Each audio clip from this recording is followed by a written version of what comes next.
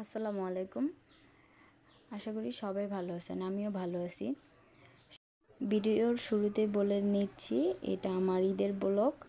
আমি video edit করতে অনেক সময় নিয়েছি, তার জন্য সরি। আর আমার বাচ্চা অনেক ছোট, তাই আমি ভিডিও এডিট সময় মতন আপলোড করতে পারি না। আমি প্রায় ঈদের এক সপ্তাহ পর ভিডিওটা আপলোড করছি। আর এটা হচ্ছে আমার ঈদের দিন, মানে ঈদের সকালটা। আর সারাদিন আমি কী করি তাই থাকবে আজকের ভিডিওতে। আর আমি ঈদের পরেই দেশের বাড়িতে বেড়াতে গেছিলাম ফুপু শাশুড়ির বাসায়, তাই আরও বেশি দেরি হয়ে গেছে ভিডিও আপলোড করতে। যাই হোক, সকালে আমি প্রায় 6:30টার দিকে ঘুমের থেকে উঠে প্রথমে আমি সেমাই রান্না করে নিয়েছি। আমার বাসায় তেমন একটা সেমাই খাওয়া হয় না, তাই শুধু লাচ্ছি সেমাইটাই রান্না করে নিয়েছি। আর এখানে নুডলসও রান্না করে নিয়েছি বাচ্চার জন্য।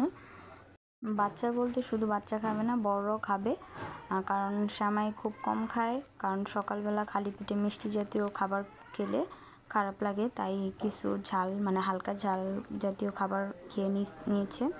তারপরে এই যে আমি এখানে আবার গরুর মাংস রান্না করা বসাই দিছি, তখন প্রায় 11:30 12টা বাজে। আর আমি সবসময় রান্না করলে মশলাগুলো পাটায় বেটে নিই, আমি ব্লেন্ডারের মশলা বেশি একটা পছন্দ করি না।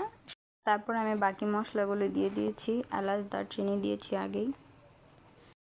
তারপর আমি বাকি মশলাগুলো দিয়ে দিয়েছি। এখানে আমি হলুদ গুঁড়ো, মরিচ গুঁড়ো, ধনিয়া গুঁড়ো আর সামান্য একটু মাংসের, মানে গরুর মাংসের যে মশলা ওইটা দিয়েছি। তারপরে ভালো করে কষিয়ে, মানে একটু নাড়াচাড়া দিয়ে তারপরে এখানে আদা রসুন বাটা আর হচ্ছে জিরা বাটা দিয়েছি, দিয়ে ভালো করে মশলাটা কষিয়ে নিয়েছি। তারপরে এখানে মাংস দিয়েছি। আর আমি মশলার ভিতরে তেলের পরিমাণটা খুব কম দিয়েছি, কারণ গরুর গোস্ততে অনেক চর্বি ছিল, তাই এখানে আমি তেলের পরিমাণটা কম দিয়েছি। যাই হোক, তারপরে এটা মশলার সাথে ভালো করে মিশিয়ে নিচ্ছি। এখন আমি এটাও প্রায় 5-10 মিনিটের মতন কষায় নিব। এভাবে একটু একটু করে কষায় নিব। আর এটা যেহেতু কুরবানির মাংস, সময় লাগে না রান্না করতে। এই যে আমি এখানে ভালো করে মশলা, মানে মাংসের সাথে মশলাটা মিশিয়ে নিয়েছি। তারপরে এখানে ঢেকে দিয়েছি প্রায় 10 মিনিটের মতো। এই যে 10 মিনিট পরে মাংসের থেকে যে মানে পানিটা বের হয়েছে, ওইটা দিয়ে আমি ভালো করে আবার কষিয়ে নিয়েছি। তারপরে এখানে অফ ক্যামেরায় কিছু পানি দিয়েছিলাম। তারপরে এই যে মাংস হয়ে গেছে। এখন আমি দেবরকে খেতে দিয়েছি, মানে হয়েছে কিনা, সিদ্ধ হয়েছে কিনা দেখার জন্য। তারপরে এই যে এখানে মাংস রান্না কমপ্লিট। এই যে দেখতে পারতেছেন উপরে কতটা তেল দেখা যাচ্ছে। আর তারপরে এখানে একটু খিচুড়ি রান্না করে নিয়েছিলাম, যেহেতু আমাদের ফ্যামিলিতে সদস্য কম, তাই আমি সব জিনিস অল্প রান্না করি।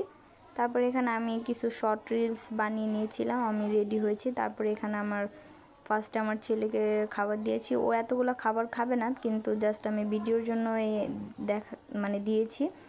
আর সবাই আমার ছেলেকে দেখার পর অবশ্যই মাশাআল্লাহ বলবেন।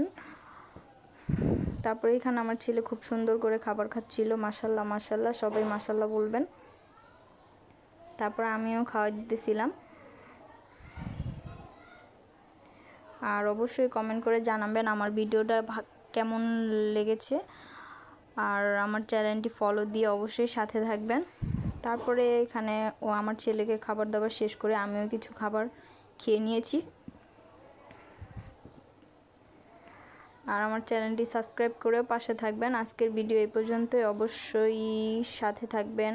আল্লাহ হাফেজ।